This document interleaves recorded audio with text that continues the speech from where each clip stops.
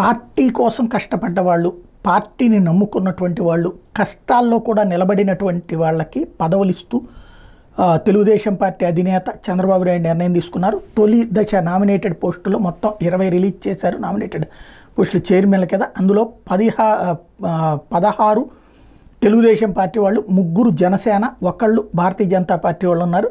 టోటల్గా క్యాస్ట్ వైడ్గా చూస్తే బీసీ, ఎస్సీ, ఎస్టీ, మైనార్టీలకు ఇది కార్పొరేషన్ చైర్మన్గా నియామకం జరిగింది.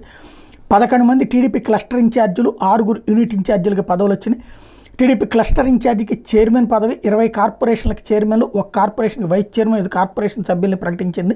టోటల్ కూటమి ప్రభుత్వం ప్రకటించిన 99 పదవుల్లో యువతకు ప్రాధాన్యం ఇవ్వడం అన్నట్టుంది. అందులో డైరెక్టర్లు ఇవన్నీ లెక్కేసుకుంటే 20 కార్పొరేషన్కి చైర్మన్, 1 కార్పొరేషన్ వైస్ చైర్మన్, ఇది కార్పొరేషన్కి సభ్యుల్ని ప్రకటించింది కూటమి ప్రభుత్వం. 99 పదవుల్లో యువతకు చోటు ఎక్కువగా ఇచ్చారు. కార్పొరేషన్ చైర్మన్గా ఎస్సీ, ఎస్టీ, బీసీ, మైనార్టీలకు ప్రాధాన్యం కల్పించడం అన్నటువంటిది ఇక్కడ కీలకమైనటువంటి అంశం. మాణిక్యాలరావు లాంటి దళిత బడుగు బలహీన వర్గాల నుంచి వచ్చి చక్కటి అధికార ప్రతినిధిగా స్పందించినటువంటి ఆయనకి ఇచ్చారు. అట్లాగే భారతీయ జనతా పార్టీలో చేరి సుదీర్ఘకాలంగా పనిచేస్తూ వస్తున్నటువంటి లంకా దినకర్ లాంటి వాళ్ళకి కూడా అవకాశాలు లభించినాయి.